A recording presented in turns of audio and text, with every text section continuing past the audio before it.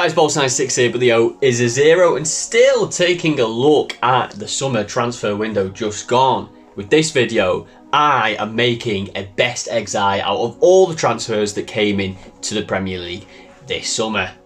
Could be an interesting one. Goalkeeper. There was actually quite a number of goalkeeper transfers in this window, but only a few of those could I consider for this list, as the remainder are either not up to the standard or are young and need time to prove themselves. Firstly, the two Spanish goalkeepers need to be considered: David Raya and Robert Sanchez. Raya is an excellent goalkeeper who is up there with the best in the league for me, which makes a loan move to a club where you are competing with one of the other best goalkeepers a strange one, but it will be interesting to see how that dynamic works, while Sanchez, despite losing a spot in the team at the end of last season, is also a top level goalkeeper who I rate highly.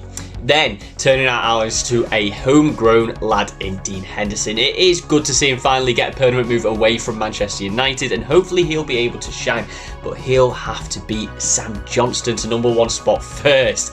And lastly, probably the most obvious, Andre Onana. He has not had a good start to life at United, having conceded around 70% of shots on target, but I do think as the season progresses, he'll show on a more consistent basis why United was so keen to get him. An excellent shot stopper, and finally a goalkeeper who is good with distribution from his feet. He was a good signing for Manchester United, and he's going into my team.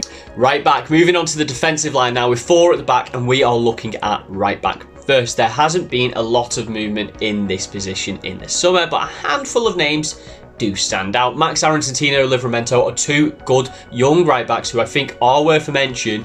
One has more experience and one is more established, whilst the other probably has a higher ceiling and is learning from one of the best right backs in the league in Trippier.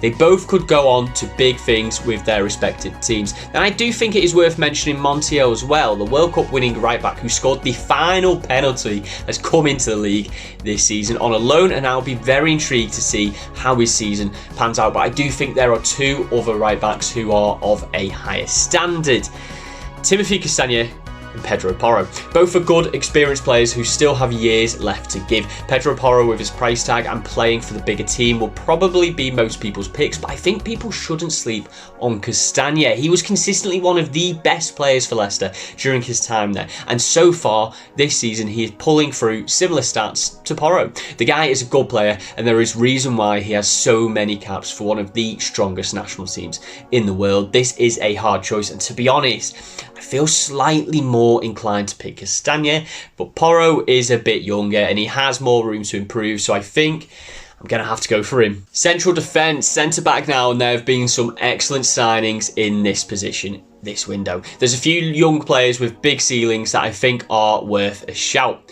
Collins at Brentford, Disasi at Chelsea, Bassi at Fulham, and Omo Bamidele at Forest.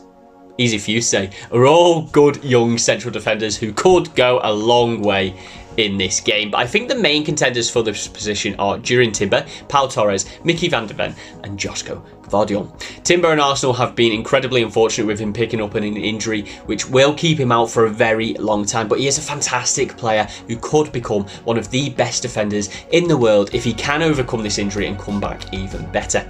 Torres was a big money move for Villa and an excellent signing for them. He's easily a Champions League level defender, and I expect big things from him, as I do Van der Ven, who could be a very good player. He's still very young and he has a lot of the right attributes. If he can work on those attributes to bring them to a higher level, he is going to be a major player for Spurs. Lastly, you have Gvardiol, who I'm not going to waste much time on, as I don't think much needs to be argued for him. Already an outrageous player and could walk into near enough any team in the world, which is why he'll be walking straight into this one. So I think it is just a question of who takes the other spot. For me, I'd be going Timber straight away, but the injury is a worrying thing and it is making me consider whether to put Van der Ven in instead.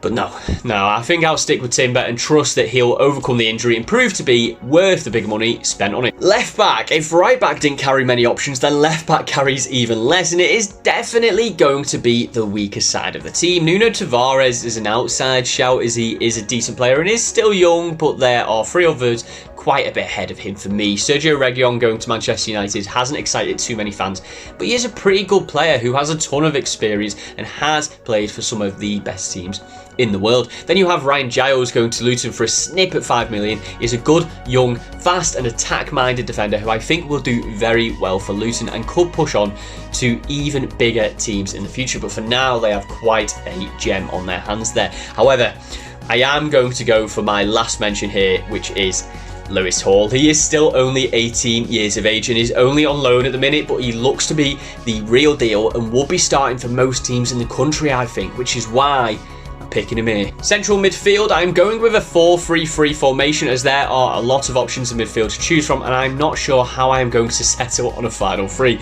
More defensively minded, you have the likes of Rice, Adams, Caicedo and Tonali, and then more attack minded, you have the likes of Maddison, Szoboszlai, Mount and Kudus. This is going to be a tough one, but let's crack on with it. Some young players in Belieber, Ramsey, McAtee and Lavia have all of the potential in the world and could go on to be world beaters. I can't pick them within this midfield considering the competition. There are also some outside contenders who deserve a mention like Dahoud, Berger, Lerma, Iwobi, Sanger, Alvarez, Kudus and Bellegarde, as all are excellent players, but again I think the competition is too high to consider these. Having removed all of them from the contenders list then, still leaves us with 14 players in my head to fill 3 positions. I think I'm going to go with a midfield consisting of 2 box-to-box midfielders and 1 attacking mid. Out the 2 box-to-box, I'm going to go with one who might do more of the defensive work, so let's look at that defensive player first. Rice, Adams, Caicedo, Amrabat and Tonali are the main contenders here, all of which are very good players, but I don't think I could go for either Adams or Amrabat out of them, which leaves Rice, Caicedo and Tonali. These 3 players are top level and are very hard to pick between, but I am going to have to. Caicedo is utter class, but I think the other 2 are better. I have a long-standing admiration for Tonali and it is hard not to pick him, but I think I'll have to go for Rice. Then for the last 2 positions, I'm looking at Tielemans, Nunes, Mount, Ward-Prowse, Kovacic, Maddison, and the 3 new boys, Liverpool, in Szoboszlai, McAllister, and Gravenberch. Again, I like all of these players, and they are all top quality, but I think I can rule out Tielemans, Nunes, Mount, Ward-Prowse, and Gravenberch, as I think the others that are left are better, which is Kovacic, Maddison, Szoboszlai, and McAllister. 4 players for 2 positions then.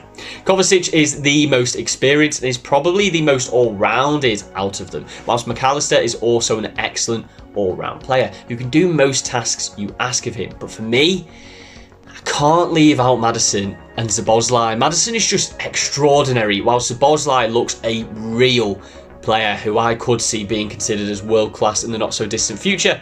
So, there we have it. Rice and Szoboszlai in midfield with Maddison attacking. Jeez, that was tough. Right wing, moving up into the attacking 3 now. Firstly with right wing, where there are a few good players for this position. We'll start with Moussa Diaby, who's absolutely devastating. I was shocked that Villa managed to get him, as I definitely thought he would be going to a Champions League team. But fair play to them, he's class. The likes of Schade, Johnson and Palmer are very good players, but are both still young and have room to grow. We all know what Adama Traore brings, so he has to go in with a mention, whilst Kulusevski is just consistently an excellent player in that Spurs attacking line. But I tell you what, I think I'm going for Doku. Still a young lad, but he is a different level than those other players. He is so fast and his dribbling ability is fantastic. He showed over the weekend that he has an eye for goal as well. You can't fault this lad.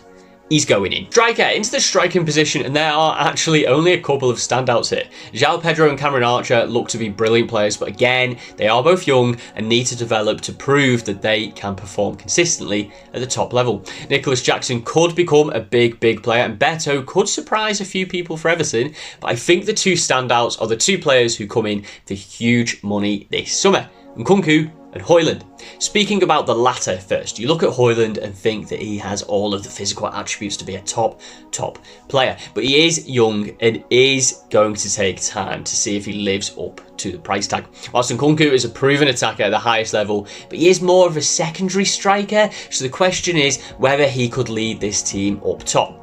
If there was another big striker signing who we could trust with that, then maybe this wouldn't be as clear cut. But I'm going to have to go with Nkunku, possibly acting as a false 9 capacity if that is more your gig. Left wing, last position on the pitch now, and again it isn't the most prestigious list, but there are a couple of good ones. The likes of Elanga, Solomon and Danjuma have potential and could prove to be top players for their teams, but the main contenders here are Ansu Fati and Harvey Barnes. Ansu Fati joined Brighton is a madness, even if it is just on a loan. I remember being in the new camp and he came on when he was 16 years of age, was the best player on the pitch. Pitch, by the way, which consisted of the likes of Messi, Griezmann and Suarez. Injuries have impacted his career so far, but he is still a fantastic player and still so young. Then you look at Harvey Barnes, who has more experience than Fati and is more proven at this level. I think it actually goes under the radar how well he did last season for a team that eventually got relegated. He scored a bag full of goals and assisted a few as well. It isn't the easiest choices, but I think if both are fit and at the top of their game, who'd you go for? It's gonna have to be Fati for me, which finishes off this best transfers XI. And there we have it, guys. That was tough, but we made it. If you liked what you watched, please do remember to like, comment and subscribe, and let me know in that comment what you thought of my picks. And please do check me out across all my other socials. I am on Twitch, X, Instagram, TikTok and YouTube, where you're watching this video, all under the same handle, Bolts96, but the O is 0. Alright guys, thank you very much for watching, and I'll see you on the next one.